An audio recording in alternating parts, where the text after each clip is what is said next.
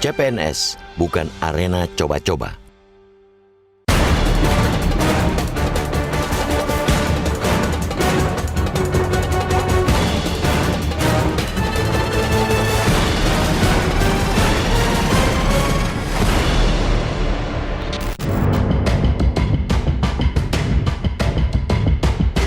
Di tengah situasi yang semakin sulit untuk mendapatkan pekerjaan, sebagian orang justru menyia-nyiakan kesempatan dengan mengundurkan diri dari calon pegawai negeri sipil atau CPNS. Mereka yang bersikap dan berlaku seperti itu tak boleh dibiarkan begitu saja. Fakta terkait banyaknya CPNS yang mundur diungkapkan Badan Kepegawaian Negara atau BKN. Awalnya dilaporkan jumlah yang mengundurkan diri sebanyak 105 orang, tetapi perkembangan terkini berkurang menjadi 100 orang. Mereka adalah bagian dari 112.514 orang yang lolos seleksi CPNS. Jika dipresentase, jumlahnya memang sedikit. Tetapi, jika kita tilik dari tingginya ketimpangan antara pencari dan lowongan kerja, 100 orang yang mengundurkan diri dari CPNS adalah jumlah yang banyak, sangat banyak bahkan. Mereka mundur karena beragam alasan. Yang paling utama adalah persoalan gaji dan tunjangan yang bakal diterima tak sesuai ekspektasi. Penghasilan PNS memang tidak besar. Sesuai peraturan pemerintah nomor 15 tahun 2019, besaran gaji pokok mereka sesuai golongan dan lama masa kerja atau masa kerja golongan. Besarannya dihitung berdasarkan capaian pendidikan terakhir dan masa kerja mulai kurang dari 1 tahun hingga 27 tahun. Untuk golongan 1 yang merupakan lulusan SD SMP misalnya, gaji PNS di rentang 1,56 juta rupiah hingga 2,33 juta rupiah. Lalu, untuk golongan 2 alias lulusan SMA dan D3, gaji terendah antara 2,02 juta rupiah hingga 3,37 juta rupiah dan tertinggi 2,39 juta rupiah sampai 3,82 juta rupiah. Adapun untuk PNS golongan 3 lulusan S1 hingga S3, gaji terendah 2,57 juta rupiah hingga 4,2 juta rupiah dan tertinggi 2,92 juta rupiah sampai 4,79 juta rupiah. Selain soal gaji, alasan mundurnya CPNS adalah lokasi pekerjaan yang tak sesuai atau mereka mendapatkan kesempatan di tempat lain. Kehilangan motivasi menjadi penyebab lain. Sangat wajar bagi setiap orang yang mempertimbangkan masalah penghasilan dalam mencari kerja. Harus diakui pula, gaji PNS masih terbilang kecil. Ya bahkan lebih kecil ketimbang upah minimum provinsi di sejumlah provinsi. Namun, mundur dari CPNS karena alasan itu adalah sikap yang keliru. Bukankah mereka yang melamar kerja di pemerintahan sudah tahu soal itu? Bukankah kerap kita suarakan bahwa PNS bukanlah profesi untuk menjadi kaya, kendati tidak sedikit di antara mereka yang kaya raya. Kalau ingin kaya, kerjalah di sektor swasta atau jadi pengusaha. PNS adalah tempat mengabdi. Meski tentu saja negara pantang membiarkan mereka hidup susah. Pun, soal alasan tak cocok lokasi kerja, kiranya semua sudah paham bahwa setiap PNS harus bersedia dan siap ditempatkan di mana saja di seluruh wilayah Indonesia, bahkan di luar negeri. Hal itu sudah menjadi syarat yang jamak tertera saat pemerintah membuka lowongan. Mereka yang mengundurkan diri dari CPNS telah mengakibatkan 2 kerugian. Pertama, merugikan negara yang telah mengeluarkan anggaran dalam proses perekrutan dan formasi instansi yang harusnya terisi jadi kosong. Kedua, merugikan orang lain karena hilangnya kesempatan. Oleh karena itu, kita sepakat negara memberikan sanksi tegas. Kita sepakat pula dengan rencana pemerintah menjatuhkan sanksi lebih berat. Salah satunya yakni wacana memblacklist mereka untuk mengikuti rekrutmen dari ketentuan saat ini selama 1 periode menjadi 5 periode atau 5 tahun. Sanksi denda juga harus ditegakkan. Ketentuannya sudah digariskan. Besaran denda berbeda-beda antara instansi yang satu dengan yang lain.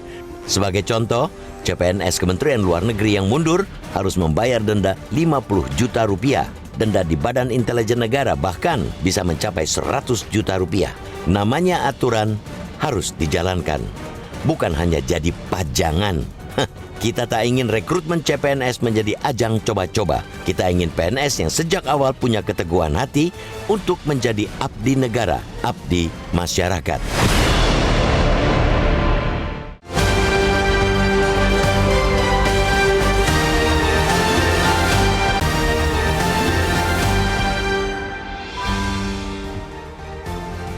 Terima kasih pemirsa, Anda masih bersama kami di Editorial Media Indonesia, dan sebelum kita berdiskusi, Mas Kohar, kita akan coba bertanya dulu. Kita sudah tersambung lewat saluran telepon dengan pengamat kebijakan publik Agus Pambagio. Mas Agus, selamat pagi.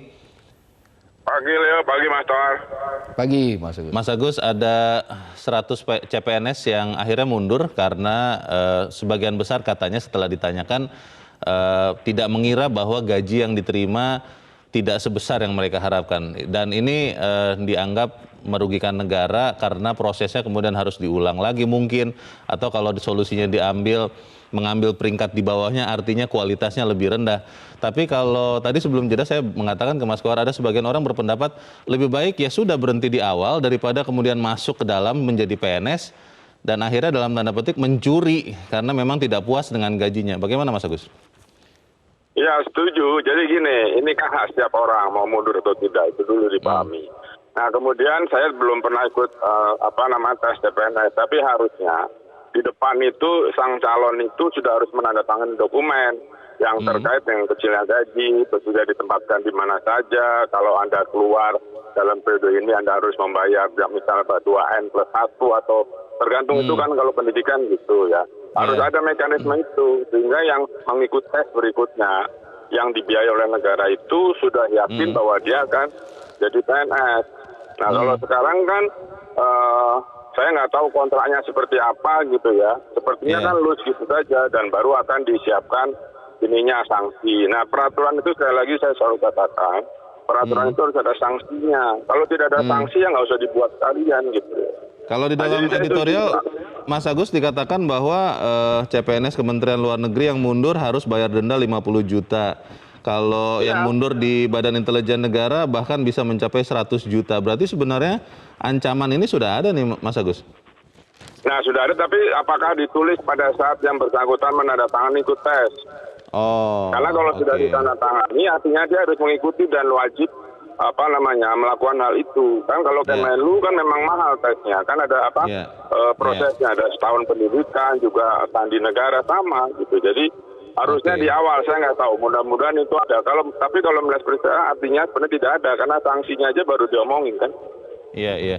Mas, tapi kalau melihat gambaran besarnya, apakah ini artinya memang gaji PNS ya terlalu kecil, terutama kalau dilihat dari 100 orang yang mundur, kalau melihat umurnya kan ini rata-rata masih relatif muda begitu ya. Apakah bukan lebih baik gaji PNS itu yang dinaikkan lagi Mas Agus? Ya kalau gaji PNS naik kan ada berapa juta kan anggarannya juga naik. Kita kan bukan negara kaya raya kan, memangnya kita penjaga warung gitu ya. Nah maksud saya itu tidak bisa korelasi begitu. Jadi orang yang mau daftar itu sudah paham bahwa CPNS itu ya tidak mewah. Kalau ada yang mewah, itu perlu dipertanyakan. Kenapa nggak dihitung aja gitu. Oke, baik. Berarti kesimpulannya adalah sanksi untuk yang mundur itu harus ditulis di awal, disampaikan. Lalu kalau bisa juga besarannya juga jangan berbeda-beda begitu mungkin ya Mas Agus ya? Ya, memang itu dikaji dulu. Kenapa seperti Kemenlu, kemudian sandi dan sebagai sandi negara itu harus mahal karena pendidikannya kan berbeda tuh. Nah itu dihitung lah pasti bisa, nggak mungkin nggak bisa dihitung. Oke, baik, kita harapkan di proses yang berikut ini bisa lebih baik lagi ya Mas Agus Pambagio, pengamat kebijakan publik. Terima kasih. Terima kasih Mas sudah bergabung. Selamat pagi. Mas Kohar, pertanyaannya kembali ke pertanyaan saya tadi. Kalau memang ada yang mundur, bukankah itu lebih baik daripada terus melanjutkan dengan tetap merasa tidak cukup gajinya, di tengah jalan nanti malah mencari kecukupan gaji dalam tanda petik atau bahkan lebih dengan cara yang tidak terpuji, korupsi dan sebagainya? Persoalannya kan dia ini, 100 orang ini mundur ketika sudah dinyatakan CPNS. Sudah di ujung? Sudah di ujung. Tinggal registrasi saja, tinggal terakhir saja. Kalau dia mundur ketika di awal, ketika katakanlah misalnya ketika masih tahap wawancara, itu tidak akan terlalu menjadi soal. Kenapa? Karena mungkin biaya yang dikeluarkan juga belum sebesar ketika dia sudah sampai dinyatakan lulus. Ini kan semua sudah dinyatakan lulus. Nah masalahnya tadi formasinya sudah ada. Yang dikatakan Mas Agus itu Mas Kohar, apakah dari awal memang sudah diberitahu nih bahwa nanti kalau Anda diterima, gaji Anda itu akan sekian loh? Ya orang ketika dia mendaftar menjadi CPNS, maka dia sudah tahu mestinya ya, literasinya sudah cukup bahwa gaji PNS itu memang tidak besar. Oh. Di mana-mana gaji PNS juga tidak besar, kecuali mungkin peneliti di beberapa negara, periset. Yang dia dianggap menjadi bagian dari negara, memang dia ditugaskan secara khusus kan untuk melakukan itu dan dia mendapatkan remunerasi. Tapi mungkin kan tidak ada yang begitu terbuka untuk mengatakan gaji saya sekian loh. Mungkin yang terlihat adalah ketika seseorang ini PNS, hidupnya ternyata lebih dari cukup, dan akhirnya anak-anak muda yang melamar jadi CPNS ini berpikir, oh bahwa memang sejahtera menjadi PNS. Begitu mengikuti proses dan ketahuan bahwa angkanya kalau tidak salah antara 1 juta sampai 5 juta ya untuk gaji pokoknya, baru kaget Mas. Bagaimana? Ya, kalau sarjana sekarang sudah lebih dari 1 juta. Lebih dari 1 juta? Sekitar 3 jutaan ya, katakanlah begitu di awal. Tetapi jangan salah Leo, itu gaji pokok. Mereka akan mendapatkan namanya remunerasi. Tunjangan. Remunerasi berdasarkan kinerja. Ada tunjangan kinerja di beberapa tempat yang diatur ya berdasarkan pada kemampuan kinerja dia dalam periode tertentu. Dan itu sudah mulai diterapkan. Tapi itu jumlahnya fix setiap bulan? Ya, di Jakarta misalnya itu pada titik tertentu ketika dia sudah memenuhi katakanlah dia seorang guru gitu ya, maka tunjangan kinerjanya juga lumayan. Katakanlah tidak bisa dikatakan kecil lagi, meskipun dia baru masuk menjadi PNS, mereka sudah langsung mendapatkan tunjangan kinerja daerah. Itu tunjangannya sebesar gaji pokok? Di Jakarta malah lebih besar daripada gaji pokok. Iya, maka di pegawai negeri di lingkungan perpajakan, Kementerian Keuangan, itu juga mendapatkan remunerasi yang sudah cukup, belasan juta jumlahnya. Artinya sebetulnya tidak bisa serta-merta hanya dilihat dari gaji pokok. Gaji pokok memang kecil, tetapi kan ada tunjangan A, tunjangan B. Tunjangan ini sesuatu yang legal ya Mas ya, bukan yang ilegal, bukan ya? Ini memang resmi, memang menjadi haknya. Betul, dan katakanlah ketika nanti dia pada taraf tertentu dia mampu menjadi seorang birokrat, katakanlah menjadi seorang PNS yang memang betul-betul kompeten, maka dia akan memiliki kesempatan yang bisa belajar ke luar negeri, lalu kemudian dia mendapatkan remunerasi yang lebih besar lagi karena kemampuan kinerjanya. Jadi jangan hanya dilihat di awal. Tentu saja ini ada pengaruh dari mungkin mentalitas instan. Orang sekarang berlomba-lomba untuk mendapatkan kekayaan dengan cara instan. Cepat kaya. Kalau perlu tidak usah kerja. Dan kekayaan itu diukur sebagai lambang kesuksesan saat ini. Mungkin dia akan berubah sikap ketika sudah umur-umur tertentu. Atau mungkin bahkan sampai dia tua sekalipun masih menganggap bahwa lambang kesuksesan adalah kekayaan. Padahal tidak seperti itu. Nah, yang harus diubah juga dalam cara memberikan remunerasi adalah bagaimana sistem remunerasi ini harus diperbaiki dari waktu ke waktu di pemerintahan. Kenapa? Basis kinerja ini jauh lebih penting sekarang. Mengapa kinerja PNS kita masih belum memuaskan? Karena model penilaiannya belum maksimal, belum bagus. Baik. Gitu. Berarti apakah benar bahwa ketika orang mau jadi pegawai negeri sipil, itu artinya dia tidak akan bisa kaya mengandalkan gaji, tunjangan, dan yang lain-lainnya, karena memang itu hanya pengabdian, tidak bisa memperkaya dirinya. Kita akan bahas di bagian berikut. Mas Kohar dan Pemirsa tetap bersama kami, Editorial Media Indonesia segera kembali. Terima kasih pemirsa, Anda masih bersama kami di Editorial Media Indonesia. Dan Mas Kohar, sebelum kita lanjutkan diskusi, kita akan bertanya Mas kepada pemirsa Metro TV. Kita sudah terus sambung dengan pemirsa Metro TV di Bekasi, Jawa Barat. Ada Pak Ondo Silitonga. Pak Ondo, selamat pagi. Selamat pagi Bung Leo, selamat pagi Bung Kohar. Selamat pagi Pak. Silakan Pak, pendapat Anda Pak. Ya, ini saya lihat kalau seratusan orang yang mundur itu terlalu besar, sangat besar. Saya pengen tahu itu mundur pada posisi dia masih diwawancara atau setelah lulus wawancara dan akan ditetapkan menjadi CPNS. Kalau soal sanksi, blacklist atau denda ini tidak efektif. Blacklist mah orang-orang yang seperti itu ya nggak ada masalah mau di blacklist, memang tidak niat lagi jadi PNS. Soal denda, saya bingung nih, kalau mau didenda sedangkan dia itu belum bekerja, dia masih calon, apalagi kalau keluarganya miskin. Apa ia mau dipenjara? Mereka juga akan pasang badan, ya nggak juga efektif.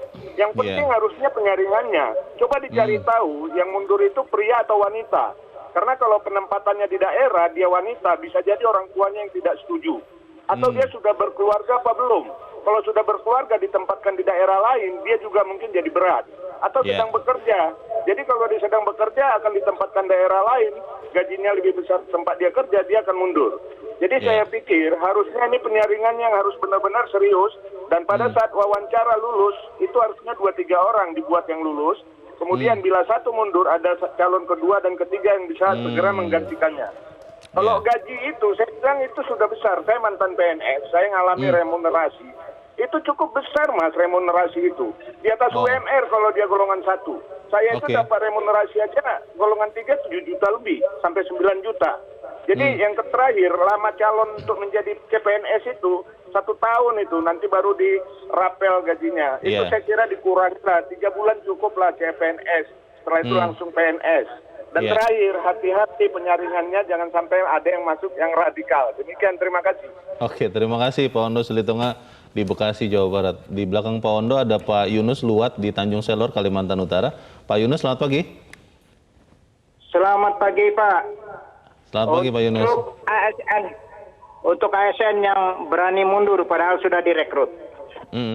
Mohon izin, kami dari pelosok NKRI tercinta ini selalu kena korban seperti itu.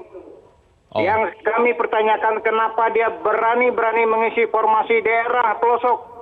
Begitu dapat NIP bertingkah, tidak mau bertugas di daerah. Kasihan daerah kita. Warga negara NKRI ini tidak pernah, kami mohon izin, di pelosok ini tidak pernah memimpikan, tidak pernah meminta untuk dilahirkan di tengah hutan, di pinggir-pinggir yang susah, di jeram-jeram sana. Tapi inilah NKRI, kalau dia sudah memilih tempat, jangan sampai dia mundur. Jangan coba-coba seperti itu, karena coba direkrut orang lokal, bukan kami anti orang luar, bukan kita anti orang luar. Kita bersyukur kalau ada orang luar masuk, tetapi jangan hanya datang nebeng, cari NIP, baru setelah itu dikasih NIP, bertingkah, tidak mau bekerja. Kasihan warga kita. Kasih orang lokal, kasih orang yang asli situ, tidak ada alasan untuk tidak bertugas di tempat. Baik. Terima kasih Pak Yunus Luat di Tanjung Selor, Kalimantan Utara. Selamat pagi Pak. Di belakang Pak Yunus ada Pak John Veto di Batam, Kepulauan Riau. Pak John, selamat pagi. Pak John, kelihatannya tidak tersambung. Kita coba nanti mungkin. Tapi melihat pendapat dari Pak Ondo tadi, Mas Kohar, yang disoroti Pak Ondo adalah proses seleksinya. Bagaimana bisa kemudian sampai di ujung baru kemudian 100 orang ini sadar atau mungkin akhirnya memutuskan tidak lanjut. Kenapa tidak dari awal saja disaring, lalu disiapkan 2 kandidat atau 3 tadi kata Pak Ondo, supaya kemudian salah satu tetap jadi? Ya biasanya kan ada seperti itu. Proses penilaian kan tidak, katakanlah misalnya formasi yang dibutuhkan 1000, maka tentu saja ada nilai di bawah itu yang bisa mengcover nanti naik ke atas. Semacam cadangan begitu? Semacam cadangan apabila ada yang mundur. Hanya saja kan pada tempo dulu kan cadangan ini sering menjadi objek pemerasan oleh pihak-pihak yang memanfaatkan situasi kan gitu. Pura-pura bisa memasukkan. Betul. Minta uang. Nah, ketika pada titik itu Anda akan bisa naik dari cadangan menjadi resmi apabila membayar sekian. Praktik-praktik semacam itu kan kemudian dihindari. Itulah mengapa prosesnya kemudian diperketat, dirampingkan sesuai kebutuhan. Nah, rekrutmen PNS, rekrutmen CPNS itu akan menjadi titik krusial bagi bagaimana wajah birokrasi kita ke depan. Kenapa? Karena dengan rekrutmen yang benar, rekrutmen yang baik, orang-orang yang kompeten, maka sudah otomatis birokrasi kita akan semakin gesit. Birokrasi kita akan semakin lincah, semakin baik. Selama ini kan skor birokrasi kita kan masih di bawah 50. Masih rendah sekali. Nah, itu yang ingin di-upgrade, ingin ditingkatkan melalui rekrutmen yang benar. Nah, ketika proses rekrutmen ini tiba-tiba di tengah, bukan di tengah jalan, di ujung jalan, orang tinggal masuk kemudian tiba-tiba keluar, ini kan sangat merugikan banyak pihak. Pemerintah tentu saja menghendaki CPNS yang kompeten. mereka yang sudah terjaring itu sudah memiliki kompetensi yang luar biasa. Nah, kalau kemudian dia mundur diganti oleh orang dengan kompetensi yang ada di bawahnya, kan berarti harus ada upgrading lagi. Nah, ini yang akan memakan biaya lagi. Bayangkan Leo, kan 1% pertumbuhan ekonomi itu mampu menyerap katakanlah 400.000 tenaga kerja. Nah, itu artinya satu orang itu paling tidak lowongan pekerjaan itu 400 juta loh dalam 1 tahun. Kalau kita menghitung PDB kita 16 ribuan. Nah, dengan angka seperti itu kan angka yang luar biasa besar. Kalau 100 orang kan berarti ada semacam kayak kerugian gitu ya. 40 miliar dalam proses rekrutmen. Nah, ini yang jangan sampai terulang lagi. Maka kan kemudian ada mekanisme yang namanya denda dan seterusnya. Asal di depan itu sudah ada kesepakatan, itu menjadi sesuatu yang biasa. Walaupun tadi kata Pak Ondo, kalau misalnya keluarga CPNS ini tidak mampu, kan jadi pertanyaan juga, Mas harus bayar sekian puluh juta. Kan bisa. Pilihannya jangan lanjutkan mundur. saja. Ya, kalau dia tidak punya uang ya lanjutkan saja. Kenapa denda ini dipasang? Karena memang tujuannya supaya orang tidak seenaknya sendiri untuk mundur ketika proses sudah selesai. Proses rekrutmen sudah selesai. Ini kan lazim terjadi juga di banyak perusahaan karena memang rata-rata institusi itu membutuhkan calon-calon yang sangat kompeten. Pasti mau yang terbaik ya. Mau yang terbaik. Bukan golongan keduanya. Bukan yang mediocre lah, kira-kira begitu. Nah, mereka yang diterima sebagai CPNS ini kan juga figur-figur yang terbaik. Nah, karena itu mereka dibutuhkan. Nah, kan saat ini jumlah PNS kita kan 4 juta kurang lah ya, 4 juta kurang. Dan itu artinya 1,5% rasionya bila dibandingkan dengan jumlah penduduk. Itu masih relatif kecil sebetulnya. Bila dibandingkan dengan negara tetangga, katakanlah Malaysia, Thailand itu 1,9%. Malaysia itu malah 2,4%. Singapura ya rata-rata 2 lebih. Artinya kita ini sebetulnya masih kurang. Kurang CPNS, kurang PNS. Betul, stoknya. Hanya saja sistemnya yang memang harus diubah. Sistem pemberian remunerasi. Kerja berbasiskan kinerja, prestasi gitu ya. Upah ya, penghasilan berdasarkan prestasi kinerja itu jauh lebih penting. Formulasinya harus jelas. Karena itu tidak ada lagi istilah PGPS. Pinter nggak pinter penghasilan sama itu kan gitu. Nah, itu kan ada dulu terkenal dengan istilah itu. Sekarang mestinya harus tidak ada lagi. Baik, Mas Kohar, tapi saya tetap tercenung melihat angka gaji, walaupun ini pokok ya, ada remunerasi yang tadi Mas Kohar katakan. Dikatakan bahwa untuk PNS golongan 3, lulusan S1 hingga S3, S3 doktor, itu gaji tertingginya 2,9 juta sampai 4,8 juta.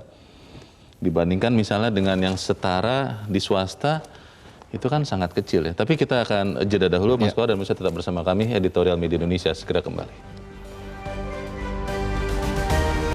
Terima kasih pemirsa, Anda masih bersama kami. Kita di bagian akhir dari diskusi kita pagi ini. Mas Kohar, memang faktanya adalah negara kita masih berkembang. Dan remunerasi ataupun gaji atau penghargaan dari negara untuk pegawai negeri sipil itu ya masih memang sangat terbatas. Tetapi logikanya begini, Mas, kalau kemudian kita ingin orang terbaik menjadi pegawai negeri sipil, tapi gaji ataupun penghargaannya belum sebesar yang selevel dengan dirinya di dunia swasta, ya tidak akan dapat yang terbaik juga. Bagaimana, Mas Kohar?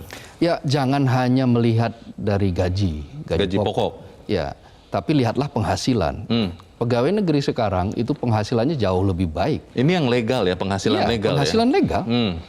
Ya, kalau tidak legal kan berarti bukan penghasilan, itu korupsi kan. Karena siapa tahu itu dianggap penghasilan juga, Mas. Bukan. Penghasilan yang legal yang betul-betul diatur, ya, termasuk di dalamnya tunjangan, remunerasi lainnya, itu jauh lebih baik bila dibandingkan dengan para PNS pada era Orde Baru.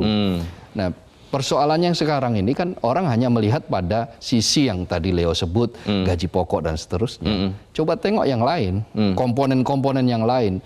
Negara ini sudah cukup membelanjakan cukup besar untuk belanja pegawai negeri. Iya. Tahun 2022 APBN kita membelanjakan 266 triliun. Tahun lalu juga 266 triliun, sekitar segitulah. Banyak Artinya sekali kan untuk PNS ya. Betul, itu kan hampir 15% lah. 15% dari total belanja APBN. Nah, meskipun tidak semua berarti untuk gaji, semua enggak. Iya. Tetapi itu sangat besar. Untuk kesejahteraan Baik untuk PNS lah PNS ya. maupun pensiunan. Iya. Artinya sebetulnya proses penghargaan terhadap PNS dari waktu ke waktu Membaik. itu sudah membaik. Dan ini yang mungkin belum dilihat oleh para CPNS.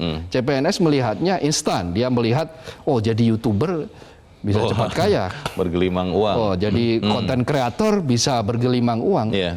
Ya itu kan hanya 1 berbanding berapa puluh juta. Dari yang bisa sekian mencapai. YouTuber yang Betul. lain. Oke. Nah, sementara banyak ladang-ladang atau wilayah-wilayah pengabdian yang lain yang harus dititi dengan cara yang memang harus betul-betul mulai berkeringat dari awal, prihatin, lalu kemudian indah pada akhirnya, kan kira-kira begitu. Berarti benar Mas untuk premis yang mengatakan kalau mau kaya jangan jadi PNS, karena kalau Ya. jadi PNS selama-lamanya tidak akan pernah kaya. Kalau pengen kaya jadi pengusaha, itu rumus yang sudah jelas. Oke, iya, Jadi iya. kalau pengen Iya. kaya ya jangan jadi PNS, jangan jadi jurnalis mungkin, ya, jangan Pekerja jadi swasta pun jangan ya, pekerja swasta selama mereka masih berada dalam sebagai karyawan. julukan pekerja karyawan, buruh, Iya. maka ya tentu saja kekayaan dalam terminologi kekayaan loh ya, yang melimpah uang itu ya akan sulit didapat. Kalau ada PNS, ada ASN kemudian kaya raya dan ternyata ketika profilnya diketahui bahwa apakah dia punya orang tua yang memiliki kekayaan dan seterusnya ternyata tidak, berarti patut diduga. Itu kan Ajaib cara uangnya KPK bekerja kan salah satu diantaranya untuk itu, melihat profil.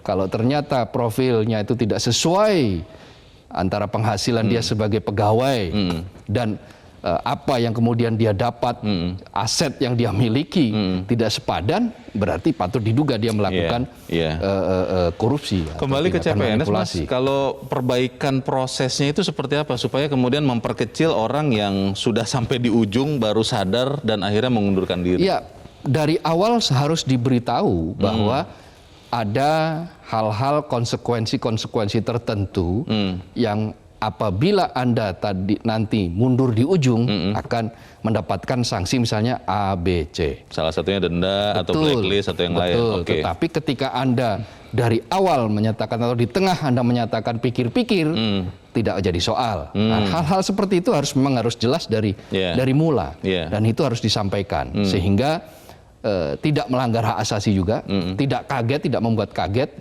Tidak membuat orang kemudian terpaksa karena menghindari denda.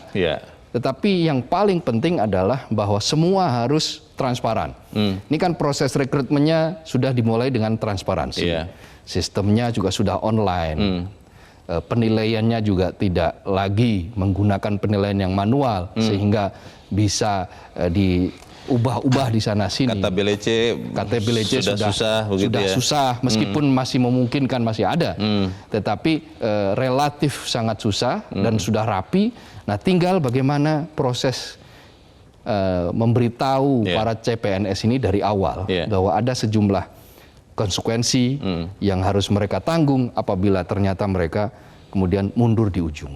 Kalau pesan untuk para mungkin spesifiknya anak muda yang mau mengikuti seleksi CPNS ini apa, Mas? Ya, paling penting adalah bahwa tadi yang saya katakan, ladang pengabdian itu luas. Kalau betul-betul ingin mengabdi menjadi CPNS, mengabdilah dengan cara yang benar. Jangan pernah bermimpi untuk menjadi sukses secara instan. Tetaplah bahwa CPNS itu adalah abdi negara yang melayani masyarakat dan itu juga pekerjaan yang istimewa. Pekerjaan yang mulia. Sangat mulia. Kita harapkan proses rekrutmen CPNS bisa lebih baik dan semua orang yang mau menjadi pegawai negeri sipil ya memang sadar bahwa ini adalah pengabdian begitu. Iya, betul. Baik, Mas Abdul Ghawar, terima kasih sudah hadir di tempat ini. Selamat pagi, Mas. Selamat pagi, Leo. Terima kasih. Pemirsa, kita sepakat pemberian sanksi tegas negara dan rencana pemerintah untuk memblacklist mereka yang mengikuti rekrutmen selama 5 periode atau 5 tahun, di samping sanksi denda yang juga harus ditegakkan sesuai dengan ketentuan yang digariskan. Namanya aturan harus dijalankan, bukan hanya jadi pajangan. Kita tidak ingin rekrutmen CPNS menjadi ajang coba-coba, kita ingin PNS yang sejak awal punya keteguhan hati untuk menjadi abdi negara, abdi masyarakat. Saya Leonard Samosir berterima kasih Anda sudah menyimak editorial Media Indonesia untuk pagi ini. Tetap jaga kesehatan Anda. Selamat pagi. Sampai jumpa.